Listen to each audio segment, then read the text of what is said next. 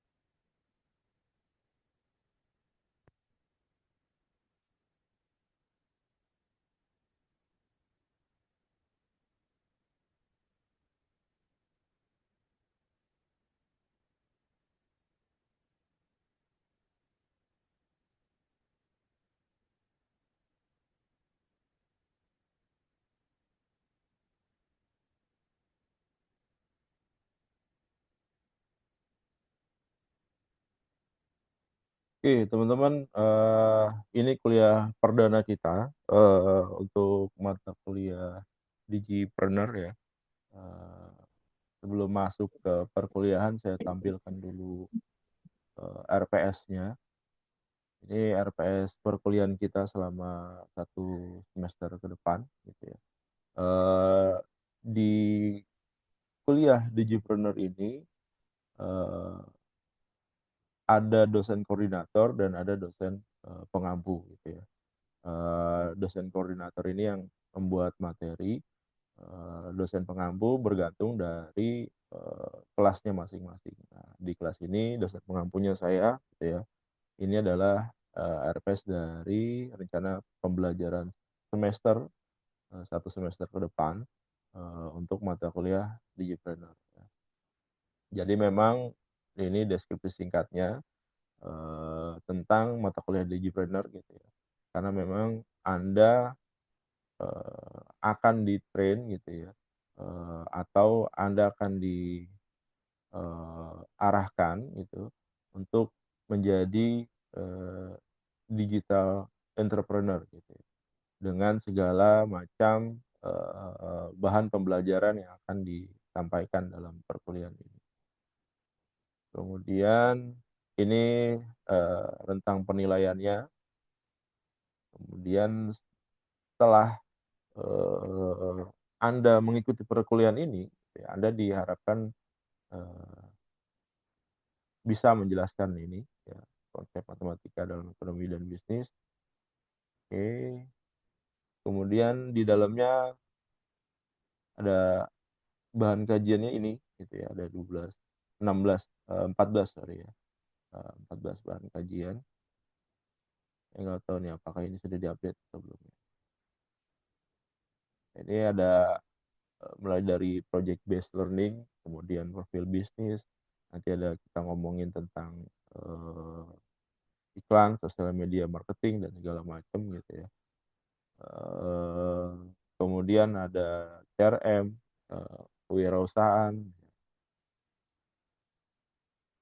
Kemudian nanti di akhir semester biasanya, Anda akan dipandu, oleh nanti ada project untuk mendaftarkan, HKI ya, atas, ide bisnis yang akan Anda keluarkan. Jadi memang di mata kuliah ini Anda diharapkan,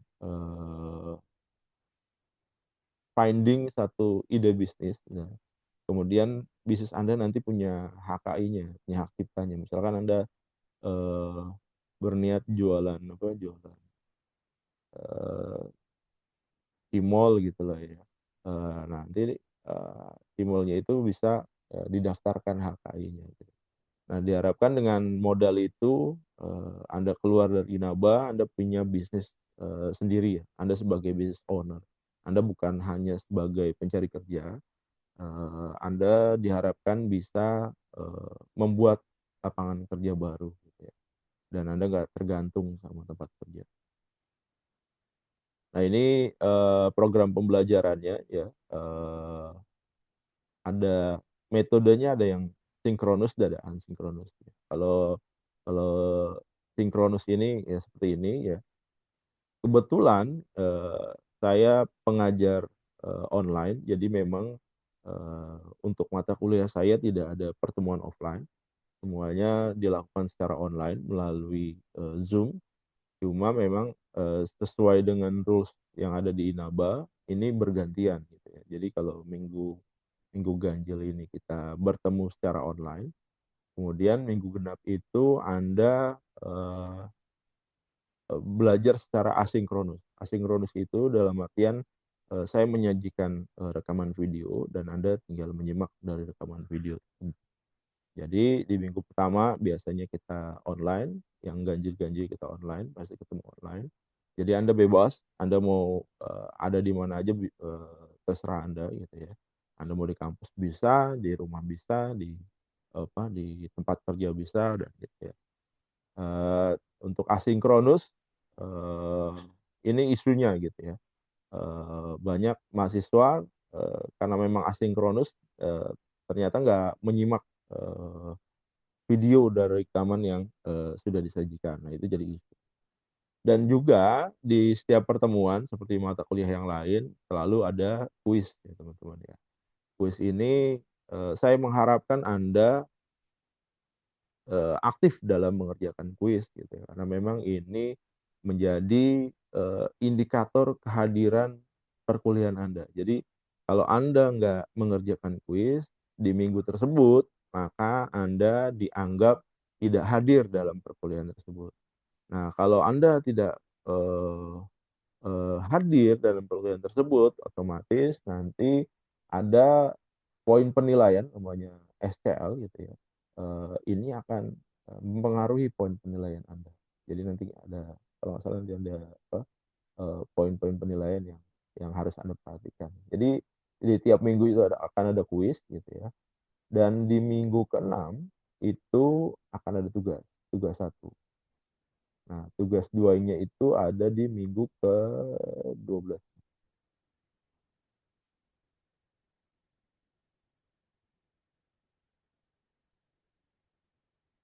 Oh, minggu ke-14, sorry. Tugas 2 itu ada di minggu ke-14 ya. Jadi tugas satu di minggu ke-6 sebelum, review UTS gitu ya, dan tugas 2 itu ada di minggu ke-14 sebelum review, bahan materi, UAS gitu ya. Oke, kemudian nah itu juga, eee sudah ada, forum diskusi di, grup WhatsApp gitu ya, silakan dimanfaatkan bagi Anda yang ingin bertanya gitu ya.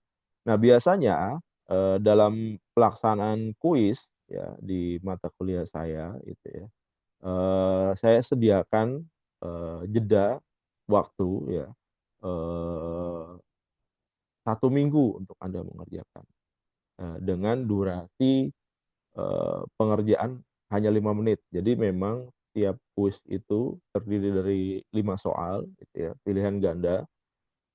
Saya harapkan Anda membaca dan menyimak rekamannya dahulu sebelum mengerjakan, kemudian waktu pengerjaannya hanya 5 menit. dan Anda diberi kesempatan selama 1 minggu gitu ya untuk mengerjakan kuis tersebut, gitu ya. Bagi Anda yang ketinggalan di luar satu misalkan perkuliahan hari ini ya, hari ini tanggal 21 Maret gitu ya, kemudian 7 hari ke depan tanggal 28 berarti deadline-nya tanggal 28. Tapi Anda kelupaan misalkan tanggal 29 Maret Anda baru buka, berarti kuisnya sudah close dan tidak dibuka lagi. Nah, akan saya buka lagi nanti menjelang UTS, teman-teman. Menjelang UTS. Ini saya buka bagi teman-teman yang pertama, sebenarnya fokusnya bukan yang belum mengerjakan kuis gitu ya. Saya sudah kasih kesempatan 1 minggu bagi Anda untuk mengerjakan kuis. Kalau Anda nggak mengerjakan itu resiko yang harus Anda tanggung sendiri. Tapi saya kasih kelonggaran, kelonggaran bagi eh, teman-teman yang sudah mengerjakan, tapi nilainya masih jelek gitu ya. Anda udah ngerjakan 1 kali attempt, di kuis saya ini hanya bisa 1 kali attempt, 1 kali input gitu ya. Jadi 1 kali pengerjaan, begitu Anda selesai, ya udah berarti Anda udah nggak bisa mengerjakan lagi dengan nilai yang sudah tercapture itu. Dan di masa di week kuis 1 sampai kuis ke-6 gitu ya, itu nanti sebelum UTS saya akan buka fase remedial. Dikhususkan bagi Anda yang mendapatkan nilai yang kurang baik dalam pengerjaan kuis di minggu-minggu sebelumnya. Dan juga jadi kesempatan juga buat Anda-Anda yang ketinggalan dalam mengerjakan kuis. Jadi misalkan, wah di week 1 saya ketinggalan nih, di week 2 saya ketinggalan nih.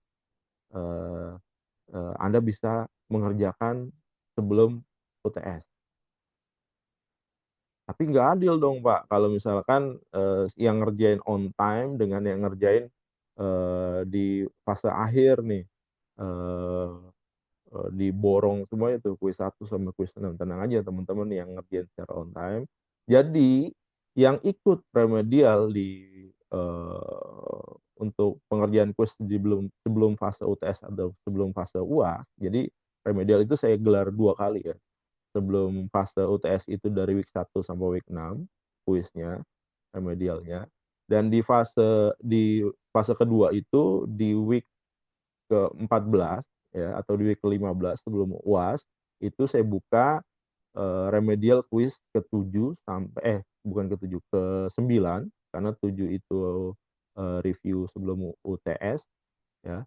Kemudian 8 itu UTS, 9 itu pertemuan setelah UTS. Jadi minggu ke-9 sampai minggu ke-14 itu akan saya buka 1 minggu sebelum pelaksanaan UAS. Remedial buat teman-teman yang mau ikut remedial.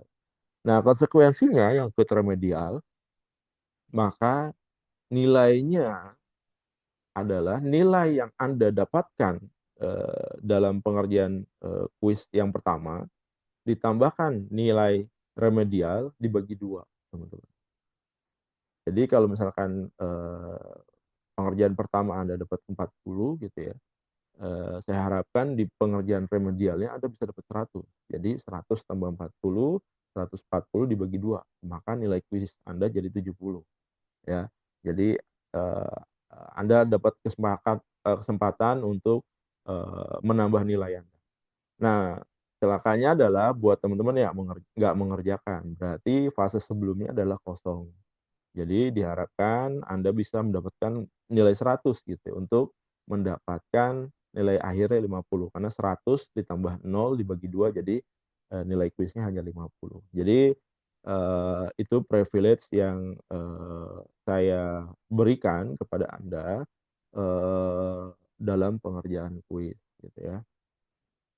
Yang kedua, masalah tugas ya. Tugas ini ada di week ke-6 dan week ke-14 ya, 14 betul.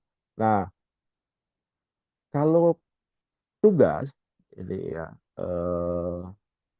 ini tidak ada fase remedial, teman-teman. eh, tugas itu nanti ada waktu pengumpulannya gitu ya. Kalau Anda melewati batas waktu pengumpulan yang sudah saya tetapkan, maka tiap keterlambatan Anda akan mengurangi poin penilaian Anda. Anda yang mengumpulkan tepat waktu, maka potensi nilai 100-nya lebih besar gitu ya. Anda yang ngumpulin telat seminggu, maka nilainya akan berkurang gitu ya. Biasanya per day itu saya kasih minus 5 poin gitu ya. Jadi Anda kalau telat 1 hari kurang 5 poin gitu, 1 hari kurang 10 poin, begitu kelipatannya gitu ya. Jadi harap diperhatikan teman-teman, untuk tugas 1 dan tugas 2 ini diharapkan Anda mengerjakan, dan tidak telat dalam pengumpulan. Jadi kalau misalkan, eee, Anda aktif mengerjakan kuis, Anda aktif mengerjakan tugas, sudah dipastikan Anda lulus mata kuliah saya. Jadi sesimpel itu ya, untuk lulus di mata kuliah saya itu Anda, cukup mengerjakan kuis dan tugas, Anda ikut UTS dan UAS, insya Allah Anda lulus, gitu ya. Nilainya berapa tergantung dari, seberapa bagus nilai kuis Anda, seberapa bagus nilai UTS Anda, gitu ya, seberapa bagus tugas Anda, tapi dipastikan Anda pasti lulus mata kuliah saya. Tapi kalau item-item itu Anda tinggalkan, maka, kesempatan lulus Anda akan semakin kecil. Apalagi Anda nggak ngerjain kuis, gitu ya, nggak pernah ngerjain kuis, nggak pernah ngerjain tugas, di akhir Anda ikut UTS dan UASnya aja ternyata nilai Anda buruk, gitu ya. Dan, mungkin kisaran E atau D gitu, dan Anda datang ke saya, "Pak, saya minta tugas, untuk, perbaikan nilai." Nah ini sejujurnya saya udah nggak ngebuka lagi teman-teman, karena, tahapan demi tahapan gitu ya, ada 12 kali kuis dan 2 kali tugas gitu ya. Saya harus kasih Anda apa ya, untuk, remedial. Ini kan nggak fair buat teman-teman yang memang, mengikuti proses tahapannya dari satu sampai terakhir. Tapi memang, saya tidak mau menutup, kesempatan Anda, jadi biasanya saya minta orang-orang yang ini gitu ya, untuk membuat jurnal. Anda buat paper, dan paper itu minimal publish di jurnalnya Inaba. Di-accept, publish di jurnalnya Inaba, maka Anda, eee, bisa dapat privilege itu. Tapi kalau Anda tidak membuat itu dan nggak bisa gitu ya, eee, ya jadi mohon maaf, saya tidak bisa membantu Anda. Jadi saya announce dari awal supaya Anda jadi, perhatian gitu. Jadi kalau misalkan, ya udahlah saya mau buat paper ajalah, eee, paper yang berkaitan dengan Digipreneur gitu ya, saya targetkan akan tembus di jurnalnya Inaba gitu ya, di jurnal manajemen kah, di jurnal, sistem informasi kah, boleh aja. Dan Anda yakin akan tembus, ya silakan aja, Anda, sembarangan ngerjain kuis dan tugas gitu ya, di mata kuliah saya. Jadi seperti itu teman-teman, sampai, penjelasan ini apakah ada yang mau ditanyakan? Silakan.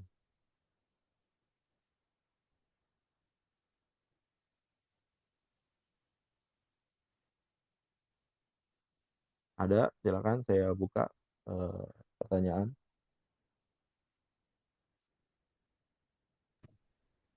Saya jelas, Pak. Ya, ada yang lain?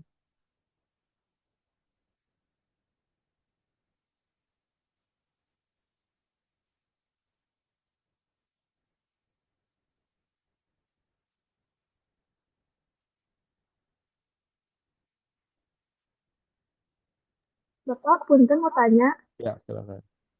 kalau untuk proyeknya ngapain ya Pak? Kalau mata kuliah di planner biasanya?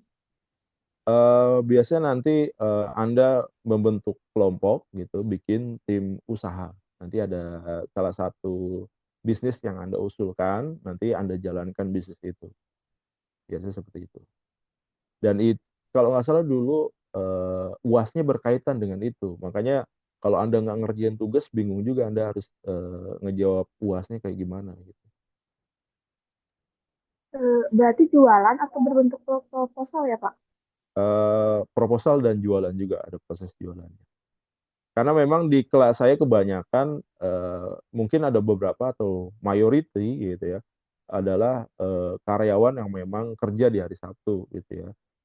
Nanti saya siapkan metodenya bagi Anda agar bisa tetap menjalani fase itu gitu ya. Jadi Anda bagi Anda yang bisa buka booth di kampus silakan nanti ada apa detail pelaporannya, tapi bagi Anda yang tidak bisa menjalankan, yang nggak bisa buka booth di kampus, nanti akan saya siapkan metodenya bagi Anda, biar Anda bisa tetap, melakukan aktivitas yang sama gitu ya, tapi di kantor Anda, gitu. Silakan, ada lagi yang mau ditanyakan?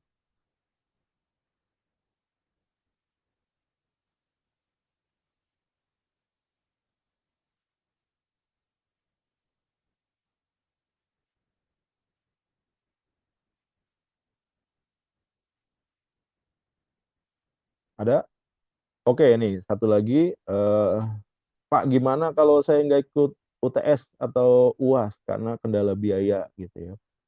Khusus mata kuliah saya, teman-teman ya, buat Anda yang punya kendala biaya saat pelaksanaan UTS atau UAS, silakan ikut aja dulu gitu ya. Anda ikut aja dulu UTS saya, UAS saya. Biasanya saya, buka UTS dan UAS itu di, e-learning ya, teman-teman ya. Jadi Anda masih bisa akses, Anda masih bisa mengerjakan. Masalah nanti Anda pembayaran silakan diselesaikan di bagian administrasi. Paling nanti, kalau Anda masih belum bayar mungkin nilai Anda nggak keluar, tapi Anda sudah melaksanakan UTS, udah melakukan UTS dan udah melakukan UAS, ya. Jangan sampai nanti gara-gara Anda nggak UTS dan nggak UAS, gara-gara memang, ada kendala biaya, menyebabkan Anda nggak lulus, kasihan juga Anda ya. Jadi Anda tetap di kuliah saya silakan Anda ikut, saya sarankan Anda ikut aja, nanti masalah administrasi silakan dirundingkan dengan bagian administrasi gitu ya. Jadi saya tidak, saya tidak mewajibkan Anda harus udah lunas untuk pelaksanaan UTS dan UAS karena itu akan menghambat, eee, proses bisnis, di mata kuliah saya, walaupun dari kampus rules-nya seperti itu ya. Ya mungkin konsekuensinya nanti nilai Anda yang keluar. Ada pertanyaan,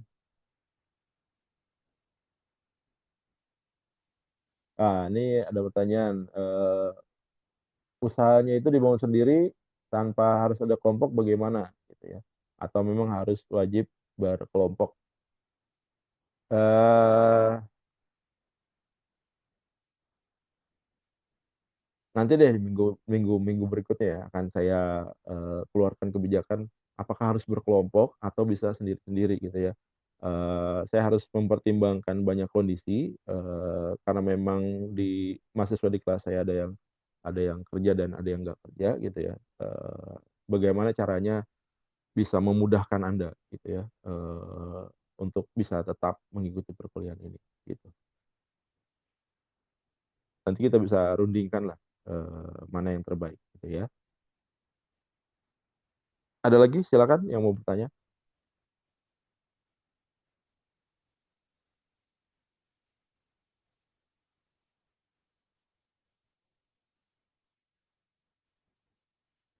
Ada?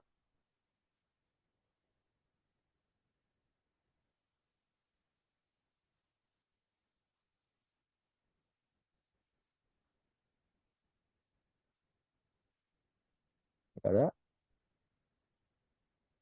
Oke, kita lanjutkan, kalau nggak ada,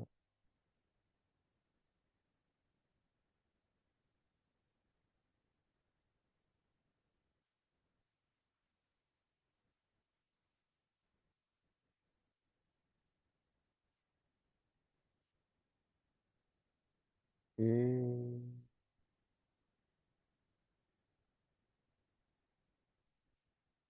Nah ini ya, UTS jadi ada pengerjaan soal UTS. Nah di UASnya itu Anda membuat laporan laporan, kegiatan bisnis dan lembar kerja, sesuai dengan, berkaitan dengan tugas kelompok yang Anda lakukan. Makanya, Anda yang tidak mengerjakan tugas, kemungkinan akan kesulitan nanti dalam mengerjakan ujian akhir. Kecuali Anda mau tempuh yang itu tuh, membuat paper gitu ya, membuat jurnal yang berkaitan dengan digipreneur dan yakin akan di-accept oleh Inaba gitu ya, silakan aja gitu. Ada punya privilege untuk tidak mengikuti tahapan ini. Oke. Nah ini standar-standar penilaiannya gitu ya, yang ditetapkan oleh dosen koordinator gitu ya. A itu tugas lengkap, tidak terlambat, standar tapi gitu ya. A minus ini seperti ini. Kemudian B-nya tugas tugas eh, tugas ada dua-duanya gitu ya. Walaupun nggak lengkap, tidak terlambat, selesai standar, dan juga mungkin kurang rapi gitu. B minus ini tidak terlambat, kurang sesuai standar dan rapi, yaitu tidak terlambat, tugasnya cuma satu gitu ya, sesuai standar dan rapi, atau Anda yang dapat D nih, tugas terlambat, nggak sesuai standar, kurang rapi, responnya slow respon gitu ya. Kemudian yang E ini nggak mengumpulkan tugas ya. Ini ada indikator-indikator penilaiannya. Nah, kemudian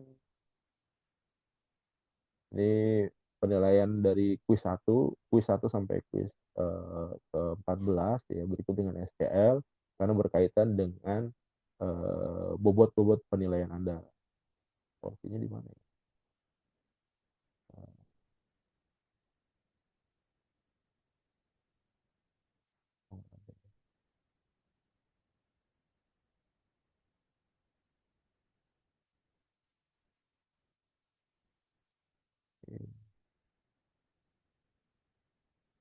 Nah, ditulis di sini ya, presentasi-presentasi apa porsi penilaian.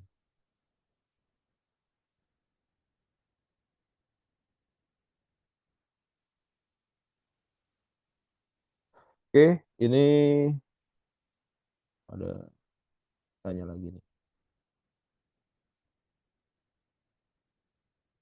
Link grup. Wah, link grup. Ada yang belum gabung ya? Link grupnya bisa di-share nggak? Bentar ya.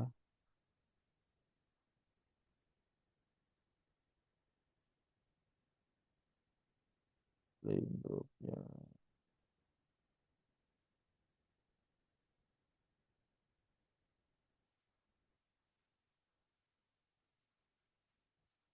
Pilih. Oke. Saya taruh di kolom chat ya. Silakan disebarkan ke teman-teman lainnya karena ini baru ada 31 orang ya. Total mahasiswa di kelasnya ada 50. 50 berapa ya? 50 something. Di kelas saya itu Digipreneur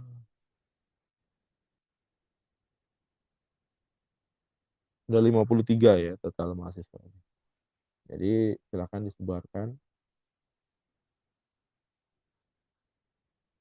Oh iya, satu ketua kelas, ada yang mau bersedia menjadi ketua kelas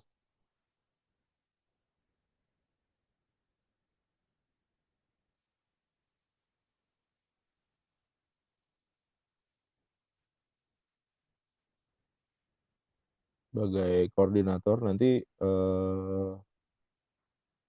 dia jadi penghubung juga gitu ya bagi Anda yang mau buka booth, jadi bisa berkoordinasi dengan kelas lainnya mengenai jadwal kapan kelompok Anda bisa ada di apa di kantinnya Inaba gitu ya, tahu saya gitu, biar nggak bentrok lah jadwal.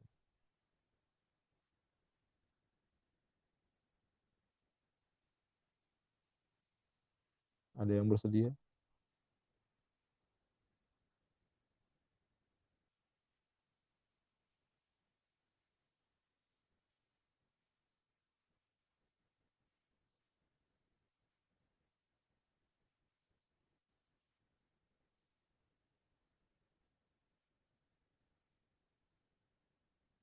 Silakan nanti dipilih aja deh kalau gitu ya. di apa di grup, menentukan siapa yang menjadi ketua kelas, eh, yang akan berkoordinasi dengan kelas lainnya untuk berkaitan dengan tugas yang akan dijalankan.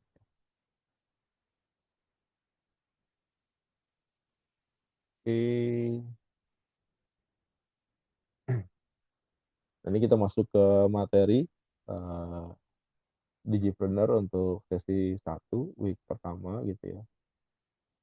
Nah, ini tujuan pembelajarannya mengetahui dan memahami definisi, manfaat, fungsi, tujuan, kemudian Anda bisa eh, eh, memahami dan mengetahui perbedaan digipreneur dan wirausaha konvensional ya.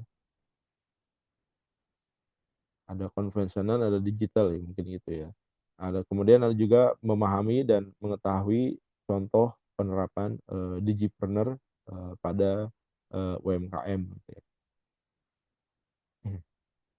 Nah, ini definisi digipreneur ya, istilah yang menggambarkan bagaimana kewirausahaan akan berubah dengan perkembangan teknologi informasi dan ICT ya, atau TIC, atau harusnya ICT ya, Information Technology. Kemudian yang menjadi simbol revolusi 4.0 ya, Digipreneurship, kewirausahaan digital merupakan usaha digital yang dibangun melalui jejaring internet, Google, Facebook, Microsoft, dan yang lainnya, yang mampu mengubah dunia dalam membentuk pola komunikasi ya. Jadi memang eh, digital ini memang emerging ya. Jadi saya masuk digital ini eh, saya punya pengalaman dari tahun 2008 ya. Jadi itu eranya sebelum ada Tokopedia, teman-teman. Itu masih Tokopedia belum lahir waktu itu. 2008 seingat saya. Mungkin kalau ada pun baru embrionya aja gitu. Eh, Waktu itu masih zamannya Kaskus ya, teman-teman ya. Eh, dan saya sudah masuk ke dalam Digipreneur waktu itu memang masih masih minim lah ya orang yang tahu. 2006 sampai 2008 itu masih masih belum well known mengenai berbisnis di digital gitu ya. Dan di 2008 itu saya punya pengalaman sukses juga ya, di Kaskus itu saya sebagai seller, penghasilan saya per bulan itu saya bisa ngasilin 15 juta per bulan dari jualan, teman-teman. Dan itu real. Waktu itu di 2008 itu gaji manajer itu mungkin di kisaran 6, 7, 8 juta gitu ya.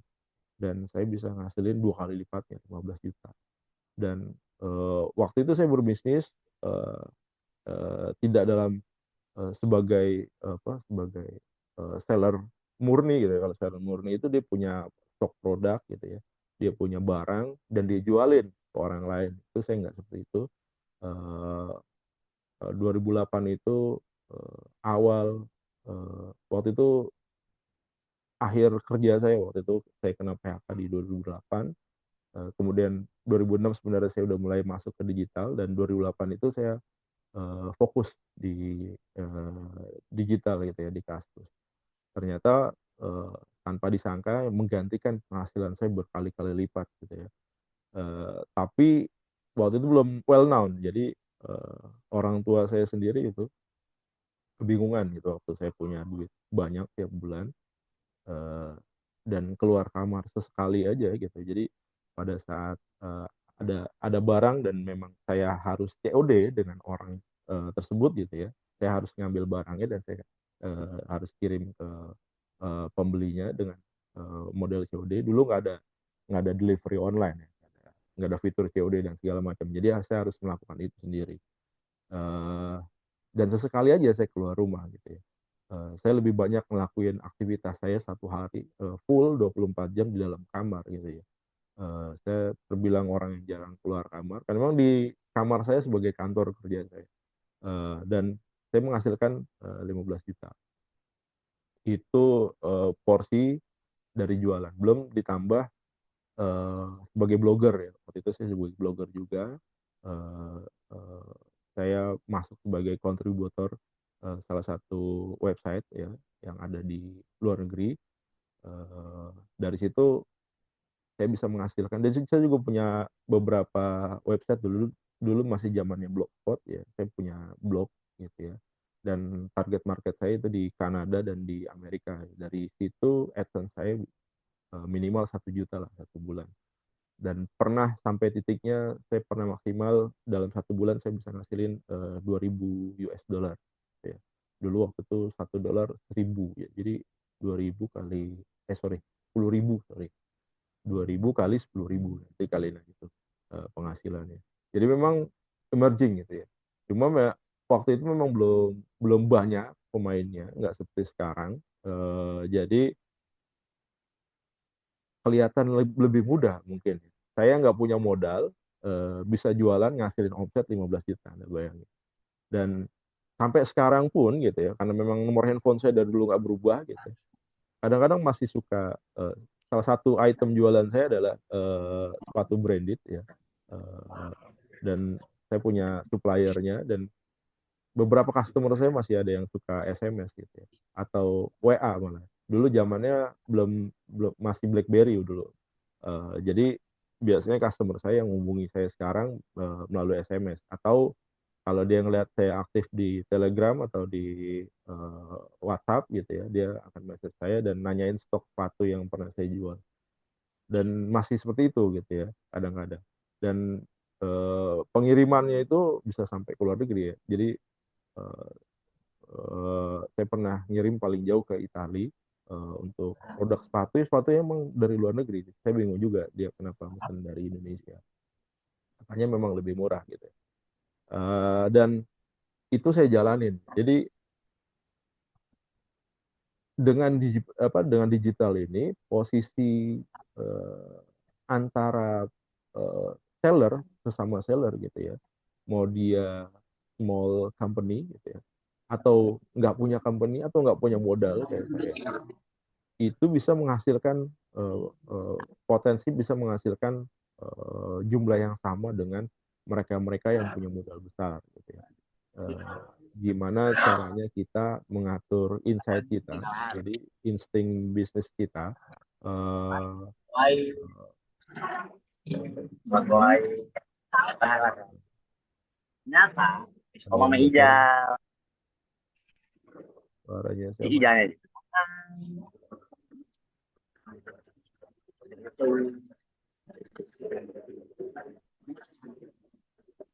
Siapa yang namanya? dulu.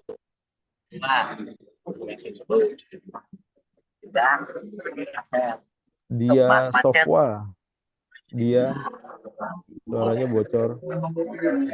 Ada temennya yang bisa menghubungi? Karena kan dia itu es bensin. Halo dia, suaranya bocor, boleh dimatikan mic-nya.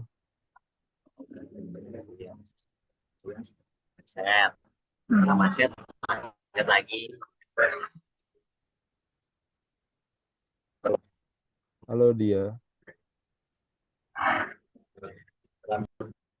Oke, terima kasih. Oke, dengan kondisi itu gitu ya, apalagi sekarang medianya banyak ya teman-teman ya.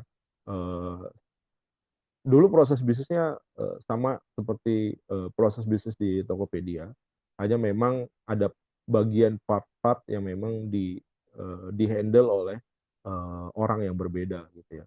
Kayak misalkan fitur transfer ya, dulu untuk mengamankan dananya dulu ada namanya PG Bank gitu ya. Dia, ownernya sempat masuk ke beberapa TV station ya untuk diwawancara, karena memang GTV transaksinya dia bisa miliaran dalam perharinya. Kemudian tadi yang saya bilang fitur COD dulu harus dijalankan oleh pembelinya, oleh penjualnya gitu ya. Jadi penjualnya langsung nganter langsung pembelinya. Cuma kendalanya hanya COD hanya bisa di kota yang sama. Jadi kalau Anda beda kota, Anda nggak bisa COD gitu ya. Itu kelemahannya itu. Dan itu diabsorb oleh e-commerce setelahnya gitu ya. Jadi mungkin dia mengamati proses bisnis di Kaskus, kemudian dia buat aplikasi, jadilah Tokopedia, jadilah Shopee, Bukalapak dulu kalau nggak salah. Kemudian baru ada e-commerce lainnya, Lazada dan segala macam. Dan dengan proses bisnis yang sama, cuma di-handle oleh satu perusahaan doang aja gitu ya, oleh si e-commerce-nya tersebut gitu. Walaupun dalam realitinya dia menggandeng partner yang lain gitu ya untuk menjalankan proses bisnis, misalkan ngirim barang, COD gitu ya. Kemudian payment dia menggandeng fintech gitu ya, dan yang lainnya. Nah, ini juga pengalaman saya ini gitu ya. Cuma memang waktu itu belum terlalu hype gitu ya, eee, bisnis seperti ini gitu, eee, keluarga saya jadi curiga waktu itu. Jadi memang, ini orang nggak pernah keluar kamar tapi duitnya banyak nih. Saya punya puluhan juta dari hasil jualan dan duit itu yang mengantarkan saya, bisa ngambil S2 gitu ya di UI. Dan saya jadi dosen sekarang. Jadi memang, awal mulanya, dari bisnis di Kaskus ya teman-teman. Dan tapi, begitu saya 2010 itu saya, berhenti total ya, karena memang, keluarga saya nggak ada yang percaya saya dapat dari mana gitu. Jadi lucu gitu, jelasin bisnis online tuh lucu dulu, eee, dan nggak kena. Karena apa? Eee Proses bisnisnya belum belum apa, belum belum jamak lah, belum menjadi well known di sisi masyarakat. Jadi ngejelasinnya panjang. Akhirnya saya memutuskan, ya udahlah saya kerja lagi gitu ya, dan saya kerja lagi balik ke kantor, dengan penghasilan yang turun drastis gitu ya. Dulu mungkin bisa turun 10 atau 20 kali lipatnya ya, dari penghasilan, saya dari blogger dan juga, jualan di Kaskus. Tapi dari situ, saya punya modal untuk kuliah ini. Akhirnya saya kuliah, dan 2010 itu udah mulai, berkembang, Tokopedia gitu ya, e-commerce lain udah mulai bermunculan. Saya melihat juga, oh berarti, pangsa pasarnya si Kaskus ini akan, tergerus dan akan hilang. Saya merasa seperti itu dan memang kejadian seperti itu gitu ya. Eee dan saya beralih profesi ya, jadi pekerja kantoran lagi, kemudian, di 2011 itu saya kuliah kuliah S2 gitu ya di UI. Nah itu, eee, kondisi-kondisi gini gitu teman-teman ya, jadi saya kalau ngajar digipreneur, digital marketing dan segala macam, jadi menurut saya, siapa bisa gitu ya, asal asal dia, punya ketekunan gitu ya. Saya waktu itu nggak punya lembaga trainer gitu ya. Saya nggak pernah belajar, digital marketing, saya nggak pernah belajar digital trainer gitu ya. Saya hanya belajar, mengamati proses bisnis yang ada di internet gitu ya. Saya aktif di forum-forum, saya lihat proses bisnis seperti apa, model, bisnisnya kayak gimana, cara dia nyari barang gimana dan segala macam, eee, dan itu bisa saya lakuin. Jadi menurut saya orang seperti saya dulu aja yang nggak punya basic knowledge dan bisa sukses gitu, tergolong sukses dalam tanda kutip, eee, bisa bisa maju usahanya gitu walaupun saya nggak meneruskan, apalagi Anda nanti ya. Anda yang punya basic, digipreneur gitu ya, dan Anda kuliah berkaitan dengan digital gitu ya, harusnya Anda bisa, mengikuti, jejak yang sama gitu ya, untuk survive di bisnis ini. Mungkin ada beberapa dari juga mindset-nya, "Ah, saya nggak mau jualan," gitu ya. Saya juga dulu gitu ya, dulu S1 saya nggak mau jualan, saya mau kerja aja di kantor gitu. Tapi ternyata jualan itu lebih enak ya ketimbang kerja di kantor ya. Anda punya penghasilan bebas, cuma memang nggak on the spot, Anda langsung, survive gitu ya. Ada proses tahapan dan memang, ada, eee, masa yang harus Anda lalui ya, dengan segala, rintangan-rintangan. Jadi, saya berkeyakinan gitu ya, apalagi Anda yang akan nanti dipandu, masalah HKI dan segala macam gitu, itu jadi modal besar Anda untuk membuka bisnis ke depannya. Dan memang kalau bisnis digital ini nggak perlu Anda handle 100% gitu ya.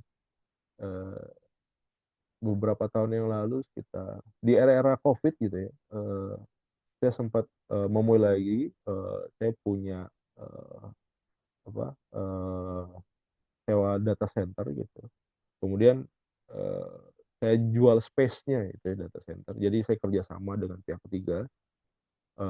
Pihak ketiganya ini punya data center di Singapura, punya slot. Kemudian saya jual slotnya itu gitu sebagai resellernya dia. Dan alhamdulillah tuh penghasilannya lumayan tuh selama COVID gitu ya. Jadi saya dapat gaji dari kantor. Kemudian memang waktu itu full WFH gitu, work from home. Jadi bisnis saya di sisi yang lain jalan juga gitu ya.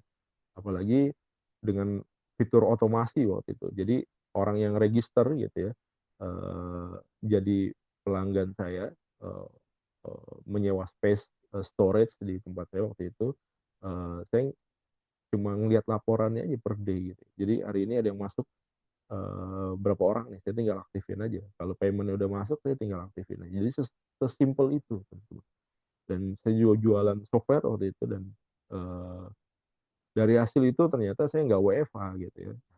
Jadi mungkin contoh buruk juga gitu. Jadi dengan saya dapat duit banyak, selama masa WFH saya jalan-jalan gitu.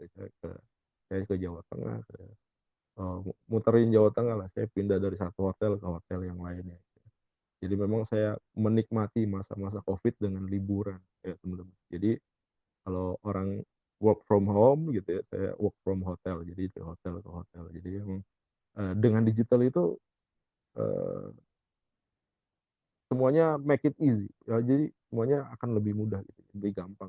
Saya emang ngebayanginnya eh, saya di kantor gitu ya, ngomong dengan CEO saya ke depan, saya rasa pekerjaan itu orang nggak perlu terikat dengan satu company. Saya bilang ke CEO saya, mungkin one day saya gitu ya, personal, saya akan ada nama saya terdaftar di mungkin lebih dari satu company, mungkin 10, mungkin 20, saya bilang gitu ya. Dan Anda nggak perlu gaji saya bulanan, Anda hanya cukup gaji saya based on task yang saya lakukan. Jadi memang model-model bisnis ini udah mulai berjalan sebenarnya.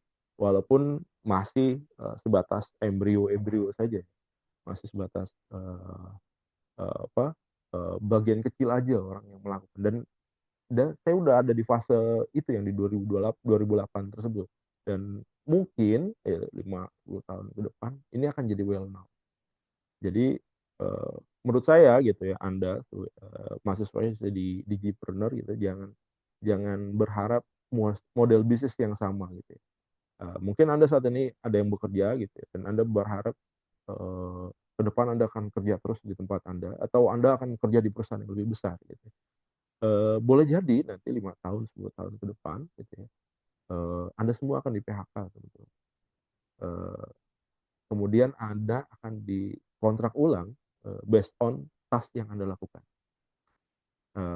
Gitu. Jadi memang termasuk di tahun ini saya sudah memulai hal yang sama. Jadi per Februari saya ngambil pensiun dini. Kebetulan ada program pensiun di kantor gitu ya. Dan saya hanya mengambil task eh, yang biasa saya lakukan. Jadi saya dibayarkan berdasarkan task tersebut. Jadi memang mungkin kedepannya akan seperti itu. Jadi Anda yang masih kuliah saat ini, mindsetnya harus udah ke arah sana ya teman-teman. Jadi kita harus melihat trennya seperti apa, dan kita follow the trend gitu ya. Karena kita hanya ikan teri di antara paus-paus besar gitu ya. Atau mungkin nanti Anda akan menjadi paus gitu ya. Nah, nanti Anda bisa buat tren. Tapi selama Anda jadi ikan teri gitu ya, Anda harus ikutin aja pausnya. Jadi follow the trend. Jangan jangan lawan arah dengan paus gitu ya. Kalau lawan arah dengan paus, Anda akan ketabrak, Anda akan musnah gitu ya. Atau Anda akan kemakan sama paus. Gitu. Jadi saran saya follow the trend, lihat trennya seperti apa gitu ya. Kemudian Anda ikuti dan memahami model bisnisnya supaya Anda bisa tetap mengikuti survive. Dan menurut saya di mata kuliah Digipreneur ini arahnya ke arah sana. Mindsetnya membuka Anda untuk ke arah sana gitu. Eh,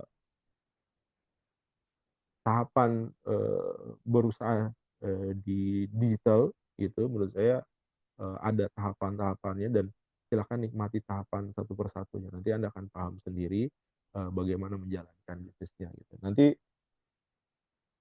mungkin di tahap awal Anda masih nyari yang gratisan gitu ya. Tapi nanti di tahapan middle atau udah up middle gitu ya, Anda akan masuk ke dalam eee, tahapan Anda memang harus spending iklan gitu ya, untuk menjalankan bisnis Anda gitu. Anda spending iklan dan membiarkan bisnis Anda jalan gitu aja gitu.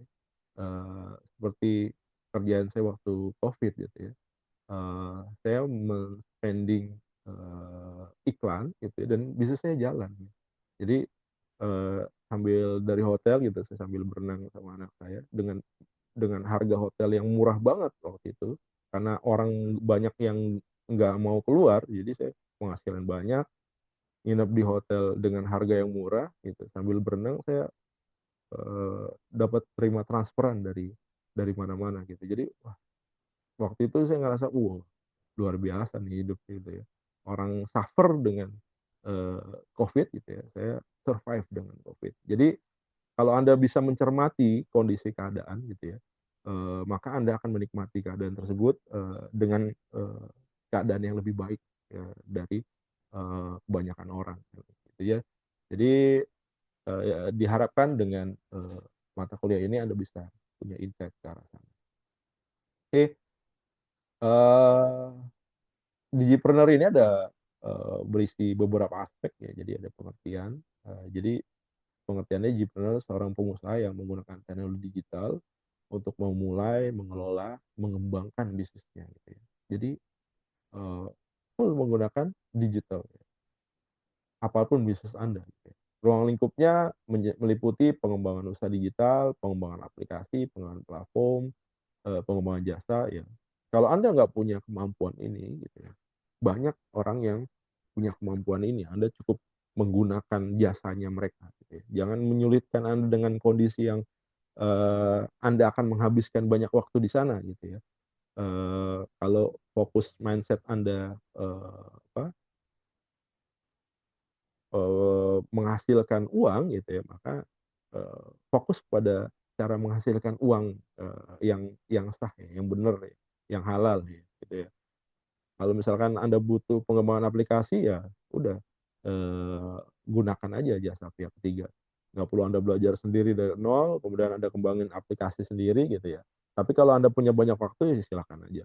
Tapi kalau mau lebih cepat, ya Anda gandeng mitra gitu ya. Kemudian perkembangan teknologi digital ya, pengembangan teknologi digital dan digitalisasi telah memungkinkan memperoleh informasi, pengetahuan dengan cara yang mudah ya. Nah, ini poin ketiga, menarik ya teman-teman ya. Eee, Dulu di 2008 itu ya, di jaya-jayanya saya di Kaskus gitu ya, saya ngebayangin kalau pengusaha konvensional gitu ya, eee, kalau orang beli barang eee di pasar atau di mall dulu, mall sangat hype gitu ya. Bagaimana dia cara beli barang? Saya ngebayangin saya sebagai pembeli, saya akan datang ke pasar, saya akan ngunjungin beberapa toko untuk membuat benchmark gitu ya, harga yang pantas untuk salah satu barang gitu ya. Dari situ saya bisa menetapkan saya belanja dari toko yang mana. Itu saya ngebayangin dari sisi pembeli. Kemudian saya ngebayangin dari sisi penjual. Kalau saya penjual di toko konvensional, maka yang saya lakuin apa? Saya akan buka toko lebih dari satu misalkan. Kalau di salah satu mall gitu ya, mall-nya ada 5 lantai, berarti satu lantai ada satu toko saya di sana. Biar apa? Biar potensi saya punya pelanggan lebih besar gitu ya. Kalau di toko lantai satu nggak kena, saya harapkan di lantai 2 atau di lantai 3, lantai 4. Dan memang kenyataannya seperti itu gitu ya. Eee, Kalau Anda ke mall-mall dulu tuh, pasti eee satu toko itu dia punya beberapa counter ya. di lantai yang berbeda. Gitu ya. Ternyata saya terapkan juga di digital gitu ya. Eh, eh, untuk membentuk satu harga, katakan, misalkan ada barang mereknya A gitu ya. Di sana ada banyak seller. eh, Gimana cara saya bisa mendapatkan customer yang banyak? Ya saya buat toko yang banyak. Apalagi di digital ya. Eh, Biayanya akan lebih murah ketimbang kita buka di konvensional. Walaupun nanti begitu orang yang tanya, orang yang sama misalnya si A gitu, nanya di akun kita yang satu, kemudian di akun kita yang kedua, akun kita ketiga, keempat dan seterusnya, yang jawab kita juga gitu ya. Dan itu bisa akan lebih mudah terjadi di digital ya teman-teman. Dan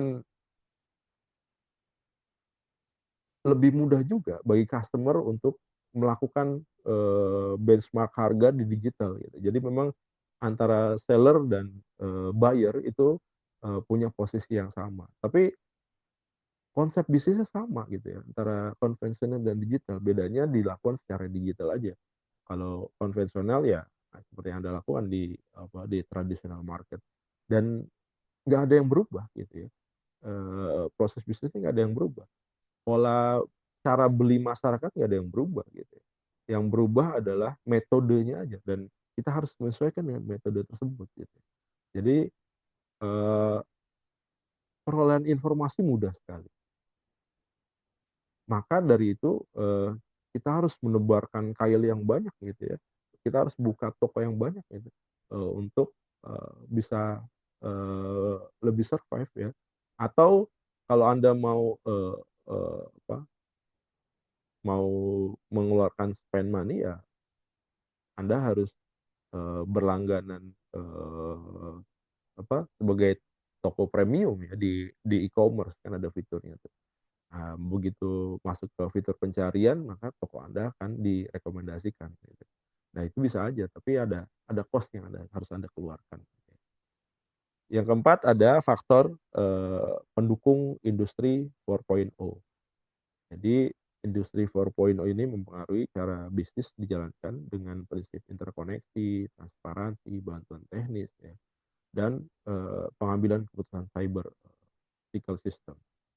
Kemudian ada strategi dalam menetapi transformasi digital, ya, strategi dalam menghadapi transformasi digital meliputi membuat rencana digital, memiliki kemampuan dan mengimplementasikan teknologi digital. Manfaatnya apa sih menjadi digipreneur ya? Nah, ini menjadi seorang digi menawarkan berbagai manfaat yang signifikan dalam era digital saat ini. Anda tinggal baca aja ya. Eh, Pengalaman saya sudah saya share tadi manfaat saya sebagai digipreneur gitu ya. Di era tahun 2008, di era COVID, saya sudah ngerasain manfaatnya. Kemudian nah, ini Anda punya fleksibilitas waktu gitu ya, dan tempat gitu ya.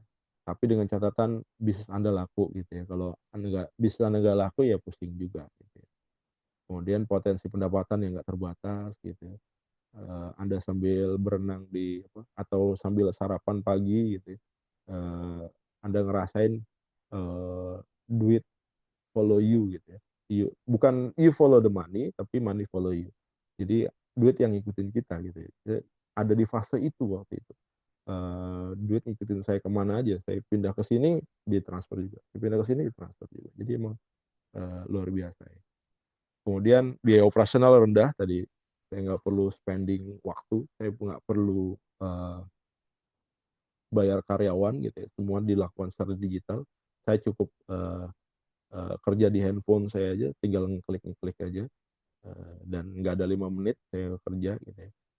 Kemudian ada peluang inovasi, peluang jaringan luas. Ini koneksinya akan semakin besar ya teman-teman ya. Untuk bisnis, 1408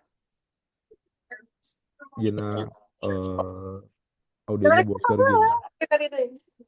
teks atau Halo atau Gina, enggak, pengen foto dulu nanti nunggu dulu. Gina audionya bocor.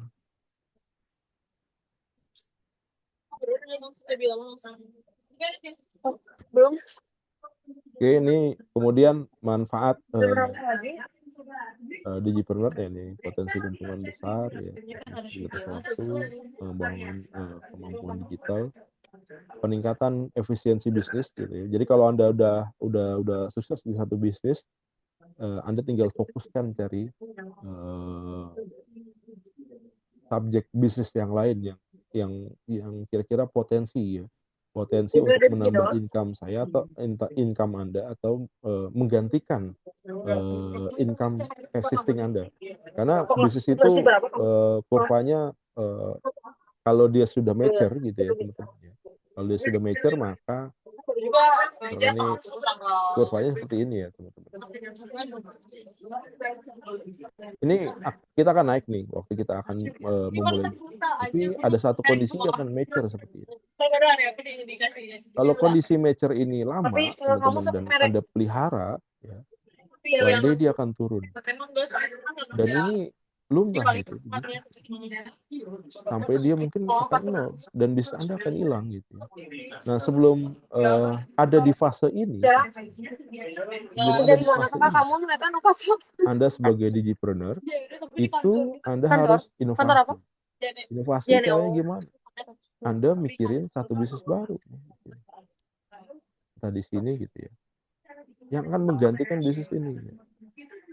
Nah, dia akan suatu waktu akan mature juga. Dan suatu waktu akan turun juga. Atau gitu ya, Anda bisa di durasi ini ya, di durasi bisnis ini ya, begitu dia mature gitu, sebelum sampai ke titik dia turun gitu ya, Anda melakukan inovasi sampai dia bisa naik lagi, mencapai kondisi mature posisi kedua. Gitu seterusnya teman-teman. Dan ini juga ada kondisi saturasinya, dia akan turun juga.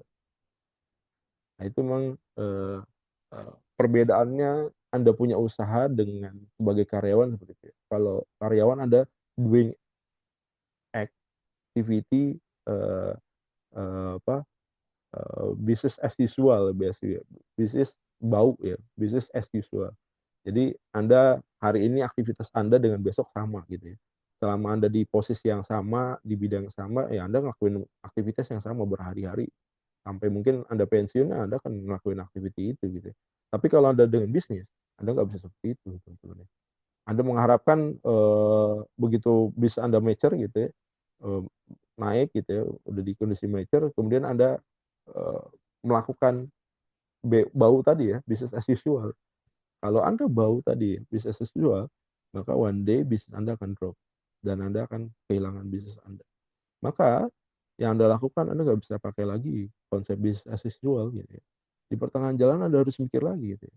Kayak saya waktu udah menikmati transferan sambil, liburan gitu ya, saya udah mulai memikirkan, eee, potensi pengembangan bisnis atau bisnis yang baru. Jadi kalau Anda nanti punya satu merek gitu ya, dan merek Anda sukses, Anda jangan terlena dengan merek tersebut. Anda harus mulai mengembangkan ide Anda untuk bagaimana caranya mengembangkan bisnis merek tersebut yang lebih luas lagi ya, agar bisa mencapai titik saturasi keduanya. Ini saturasi satu, ini saturasi dua, atau mungkin ada saturasi tiga nanti ya, dan seterusnya berjenjang gitu. Atau mungkin memang bisnis Anda udah akhirnya di situ dan Anda harus memikirkan potensi bisnis baru ya di sini. Potensi bisnis baru nih, bisnis yang B. Nah, seperti itu. Jadi memang kondisinya kalau Anda berbisnis, ya Anda harus seperti itu. Dan lebih ini ya, lebih apa, lebih challenging kalau menurut saya sih. Apalagi mendekati lebaran gini. Bagi Anda yang punya karyawan, Anda harus mikir gimana cara bayar THR gitu. Kalau karyawan enak gitu ya. Begitu dia menjelang hari raya dia udah, oh berharap-harap, "Wah THR nih, gue mau beli apa," gitu ya. Kalau Anda sebagai pengusaha enggak gitu. Begitu THR Anda panas dingin tuh. Gimana, wah ini hari raya udah bentar lagi nih, udah seminggu lagi nih, waktunya Anda bayar THR karyawan Anda. Maka berbahagialah Anda yang punya bisnis dan Anda nggak punya karyawan gitu ya. Anda nggak punya karyawan, Anda bisnis dengan digital gitu ya, dan semuanya di-handle secara digital. Eee, dan Anda nggak perlu bayar karyawan gitu. Itu yang, enaknya gitu. Inovasi tanpa batas ya, yang tadi saya bilang. Jadi Anda harus terus berinovasi, eee, karena bisnis itu akan, naik akan turun gitu, akan ada masanya saturasi, akan ada masanya down. Fungsi Digipreneur secara global adalah untuk mempercepat pertumbuhan ekonomi digital melalui inovasi dan kewirausahaan. Digipreneur berperan penting dalam menciptakan lapangan kerja baru, meningkatkan keterampilan digital. Nah, ini diharapkan gitu ya dengan Digipreneur gitu ya. Dengan mata kuliah ini eee, Anda punya bisnis gitu ya, kemudian Anda punya karyawan sendiri ya. Eee, tapi kalau saya gitu ya, saya mengharapkan bisnis saya nggak punya karyawan ya. Eee, biar semuanya di-handle oleh sistem. Jadi saya hanya cukup bayar, eee, langganan sistemnya tersebut. Saya bayar per bulan berapa gitu ya, ke pihak ketiga gitu ya, dan udah saya pakai jasanya dia aja. Saya nggak perlu lagi mikirin, apa, THR, pesangon dan segala macam gitu ya. Nah itu, eee, akan lebih simpel menurut saya gitu. Tapi kalau Anda yang mindset-nya, saya mau punya karyawan banyak ya silakan aja. Saya nggak menyalahkan karena, memang diharapkan gitu ya, kalau Anda jadi, pengusaha gitu ya, Anda bisa menyerap banyak tenaga kerja. Syukur-syukur semuanya jadi pengusaha gitu. Jadi, bukan bukan bukan jadi tenaga kerja gitu ya. Maka, potensi Indonesia emasnya itu akan lebih positif ketimbang Indonesia cemas gitu ya. Oke, ini visi global, punya visi ya, kayak tadi visi saya, punya bisnis yang nggak ada karyawan segala macam ya. Kemudian mengelola platform digital ya, harus mampu mengelola, alat platform digital di tempat bisnis yang baru dibangun dan menggunakan pengetahuan ini untuk, membuat strategi pertumbuhan. Kemudian membuka peluang pasar gitu ya, memanfaatkan channel digital, Digipreneur dapat menjangkau pasar yang lebih luas dan tidak terbatas. Kemudian estimasi biaya, dengan menjalankan secara digital, Digipreneur dapat menghemat, biaya operasional ya. Nah ini, paling enaknya tadi ya jualan software gitu, jualan, slot storage gitu ya, itu enak banget itu bisnis seperti itu. Kita bahkan saya nggak mikirin sewa tempat gitu ya, saya sewa sewa sewa alokasi, storage-nya gitu ya, sekian tera yang bisa saya pakai misalkan, per bulannya berapa ya tinggal saya pecah-pecah lagi, saya kalikan lagi gitu ya. Dan semuanya bisa di-handle secara digital dan itu, eee, luar biasa lah bisa. Kemudian inovasi dan adaptasi, dunia digital ini selalu berubah dan berkembang memberikan peluang bagi Digipreneur untuk terus inovatif. Yang tadi saya bilang ya, ini digital saya bilang di awal, entry barrier-nya sangat kecil teman-teman ya. Jadi, kalau Anda, tidak terus berinovasi gitu ya, maka bisnis Anda akan hilang. Anda akan kehilangan peluang, usaha Anda gitu ya, digantikan oleh pemain-pemain baru dan itu, eee, sesuatu yang lumrah ya kalau di digital itu, pemain baru bisa lebih besar ketimbang Anda yang pemain lama. Kalau Anda pemain lamanya nggak pernah mikir atau, eee, nggak terus berinovasi, maka Anda akan tergantikan gitu ya. Tujuannya bangun fondasi bisnis digital yang kuat dengan mengidentifikasi pasar yang tepat, memahami kebutuhan pelanggan, menciptakan produk, layanan yang inovatif gitu. Basic saya engineer teman-teman. Saya S1 saya elektro, S2 saya IT, kemudian sekarang S3 saya lagi S3, ilmu komputer. Saya nggak ada basic bisnis teman-teman. Saya belajar bisnis dari Kaskus, saya belajar bisnis dari ibu saya yang jualan baju gitu ya. Saya belajar bisnis dari, saya berinteraksi di pasar gitu ya. Saya belajar bisnis dari sana dan saya nggak pernah belajar bisnis secara formal di lembaga formal gitu, khusus bisnis gitu enggak. Atau mungkin ada taking course digital marketing ada gitu. 1-2 kali saya ikut eh, teknik digital marketing gitu ya. Gimana caranya pasang iklan, gimana caranya menggathering apa market yang banyak, gimana caranya ngumpulin lead gitu ya. Saya belajar memang.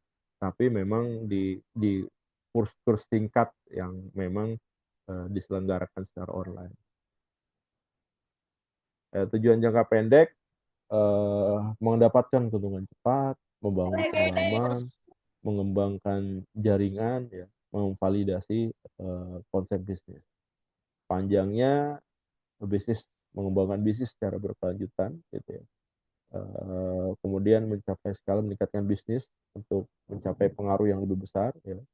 Kemudian menciptakan nilai jangka panjang untuk untuk pelanggan, karyawan, pemangku kepentingan, stakeholders yang lain gitu. Atau Anda nanti punya investor gitu ya, ya bisa aja gitu ya. Mencapai kemandirian finansial, kemudian membangun warisan gitu ya. Kemudian perbedaan digipreneur dan konvensional, ya ini digipreneur ini melibatkan digital, penggunaan teknologi informasi, kemudian model bisnis seringkali nggak terikat gitu ya. Kemudian kewirausahaan digital, mungkin inovasi produk, pemasaran penjualan sering dilakukan melalui platform digital, kemudian interaksi dengan pelanggan dilakukan secara virtual. Kalau konvensional dia biasanya konvensional fisik, ada tokonya, ya, ada tempatnya, ada lokasinya, ada segala macam. Kemudian interaksi pelanggan umum dilakukan secara langsung, ya, bisa telepon atau ketemu gitu. Kemudian model bisnisnya seringkali memerlukan investasi awal yang lebih besar. Kemudian pemanfaatan, pemasaran mungkin bergantung pada iklan lokal, spanduk, brosur. Ya. Pertumbuhan skala bisnis mungkin lebih lambat dibandingkan kewirausahaan digital. Kelebihannya, Anda bisa baca, ada stabilitas, pengalaman pelanggan, kontrol kualitas. Ya. Kekurangannya, konvensional, ini biaya operasionalnya tinggi, ya. Skalabilitasnya ya butuh waktu yang panjang untuk memperbesar scope market. Ya. Kemudian ada adaptasi teknologi. Ya. Kelebihannya untuk digipreneur, fleksibilitas waktu kerja, biaya operasional yang lebih rendah, kemudian akses ke pasar, pemanfaatan teknologi digital, potensi pertumbuhan. Gitu. Kekurangannya persaingan pasar yang tinggi karena tadi entry barrier-nya sangat kecil, ya siapapun bisa. Gitu. Kemudian ketergantungan pada teknologi, resiko keamanan cyber, keempat tantangan dalam membangun kepercayaan, kelima kebutuhan untuk terus menerus belajar yang tadi saya bilang ini masih ada kurvanya untuk terus menerus belajar improvement. Contoh digipreneur UMKM, nah ini Anda bisa baca lah ya. Tadi saya udah ngasih contoh juga pengalaman pribadi saya dan 2025 bisnis saya apa gitu. Saya punya satu perusahaan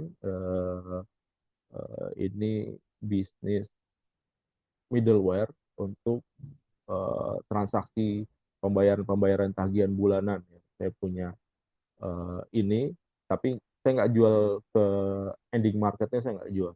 Saya nggak jual langsung ke, kalau ending market tuh bisa di Tokopedia, di Shopee, Bukalapak dan segala macam, atau di banking gitu ya. Saya nggak sampai ke sana. Jadi saya ada third party-nya lagi. Jadi memang saya skala B2B-nya untuk menyediakan platform pembayaran pembayaran online. Saya seperti middleware-nya dan itu di-handle secara digital, teman-teman. Saya punya perusahaan ini, kemudian karena memang waktu saya terbatas ya dalam menjalankan perusahaan, tadi saya bilang ya saya nggak mau punya karyawan, saya nggak mau punya pekerja yang harus saya pikirin kesejahteraannya gitu. Akhirnya saya invite teman saya nih, ada 3 orang IT ya, yang satu yang 2 orang ini bisa operasional, yang 1 orang ini eh, dia jago coding, ya udah saya invite mereka. Saya bilang saya mau punya bisnis ini, lo mau jadi owner apa enggak gitu ya. Akhirnya saya hire mereka, saya kasih saham gitu ya. Dan alhamdulillah bisnisnya jalan gitu ya, dan dihandle oleh 3 orang ini. Dan saya masih sebagai pemegang saham juga di sana, dan masih handle juga bisnis. Jadi kerjanya berempat.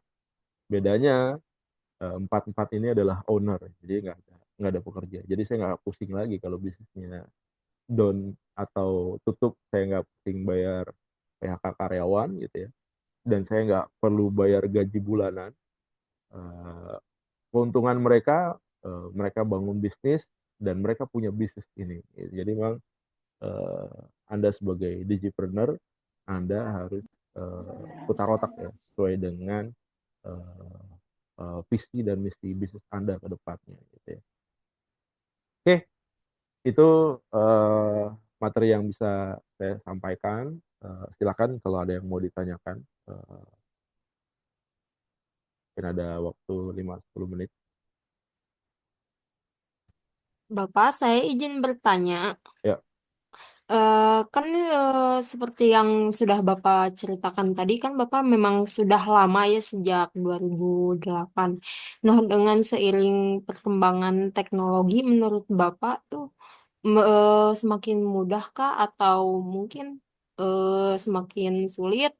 Karena juga dengan seiring berkembangnya teknologi, saingannya juga semakin banyak juga, dan cara Bapak bertahan dalam industri itu bagaimana ya, Pak?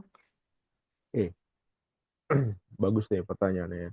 Eh, Tadi saya bilang ya, entry barrier-nya kecil, teman-teman. Jadi, Anda pun kalau belajar, ya, Anda pun kalau udah nyemplung di sini, gitu ya, mungkin Anda bisa lebih sukses daripada saya. Gitu.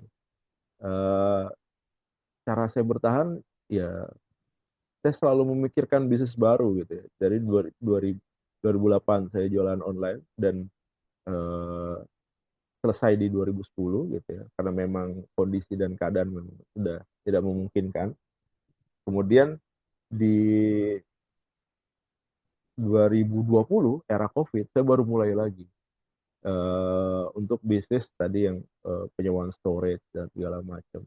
Nah, itu di era COVID. Nah, 2024, 2025, ini saya punya bisnis baru lagi. Jadi memang eh, Anda sebagai digipreneur tuh harus tiap hari, bukan tiap hari lah, harus selalu memikirkan lah ya, bagaimana pengembangan bisnis Anda. Kalau memang masih ada potensi, tinggal Anda kembangkan. Tapi kalau memang udah nggak ada potensinya, gitu ya, eh, kira-kira chance Anda kecil di bisnis tersebut, maka Anda harus pikirkan bisnis yang baru.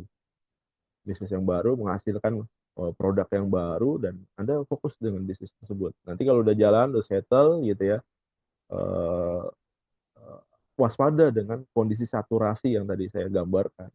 Nah, itu kalau udah settle, maka Anda harus mulai memikirkan pengembangan produk atas bisnis Anda yang sudah settle. Tapi kalau dirasa pengembangan produk ini sudah mentok, maka Anda harus cari bisnis yang baru supaya supaya Anda bisa tetap survive di digital. Seperti itu ya, Mbak Ajeng. Silakan kalau mau tanggapan.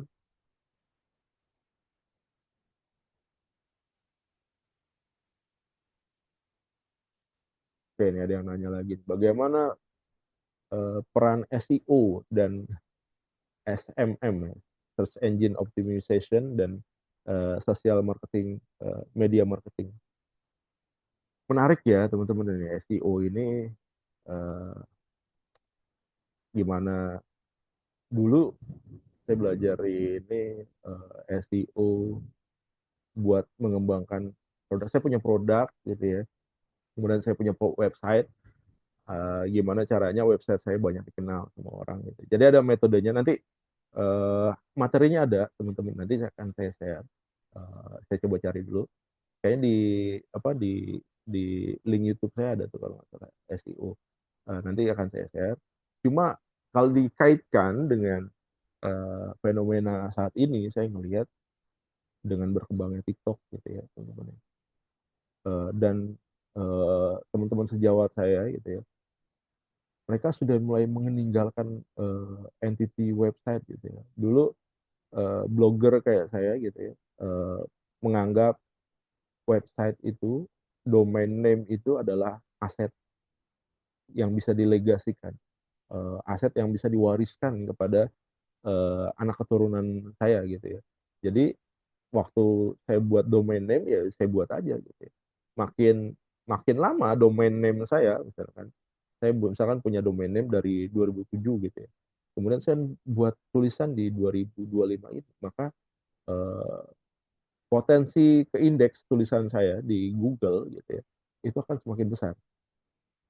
Dulu seperti itu, tapi dengan berkembangnya TikTok eh, dan dengan berkembangnya teknologi digital saat ini gitu ya, saya merasa part saya udah bukan di sana gitu ya. Menurut saya ada bagian search engine ini yang memang fokusnya mungkin bukan skala-skala UMKM seperti saya, mungkin skalanya korporasi gitu ya. Dia punya mungkin nanti di bisnis saya yang sekarang yang PPOB ini mungkin akan fokus ke SEO ya. Tapi kalau untuk skala UMKM saya cukup memanfaatkan platform-platform yang sudah ada gitu ya. Dengan TikTok, dengan Tokopedia gitu ya. Eh, saya rasa udah cukup gitu ya. Pertimbangan saya harus mainan SEO gitu ya. Nah, nanti gimana caranya memaksimalkannya aja nanti di social commerce ya sekarang sebutannya. Social commerce itu nanti gimana cara memaksimalkannya, gimana cara cari viewer yang banyak gitu ya. Saya termasuk orang yang banyak mencoba juga ya dengan TikTok juga saya banyak coba gitu ya. Eh, saya punya akun TikTok eh, lumayan berkembang, cuma karena memang kesibukan dan saya kuliah lagi juga saya nggak punya cukup waktu untuk mengembangkan. Eh, saya ngembangin follower dari nol sampai sekarang udah baru baru sekitar 4 ribuan lah ya. Ya, jadi udah vakum sekitar 2 tahun kalau nggak salah. Nah ini fenomena sosial commerce ini akan jadi feature menurut saya bagi UMKM, bagi entry entry level, bagi orang yang baru mau memulai di digital business. Dan saya menganut paham yang memang gratisan gitu ya. Jadi begitu saya masuk ke dunia bisnis, saya cari yang gratis. Saya nggak nyari yang berbayar. Nanti kalau udah omsetnya udah ada, baru saya mau berbayar. Kalaupun berbayar, saya mau yang spendingnya kecil. Dulu saya mainnya di Facebook Ads yang spendingnya kecil, yang iklannya cuma 50.000 sampai 200 atau 300.000 per hari gitu ya. Dengan omset yang memang saya bisa dapetin misalkan revenue saya bisa 10 juta gitu ya. Saya kan spending iklan 300.000 per hari. Tapi kalau revenue saya nggak sama 10 juta, saya nggak mau spending iklan. Nah, itu seperti itu. Dan di bisnis PPOB, saya pernah coba metode gratisan ya. Nanti saya share, mungkin ada di mata kuliah digital marketing, saya pernah ngajarin itu. Nanti masih ada videonya, nanti saya share di grup, insya Allah. Itu teman-teman. Ada lagi yang mau ditanyakan? Silakan. Sebelum saya tutup perkuliahan.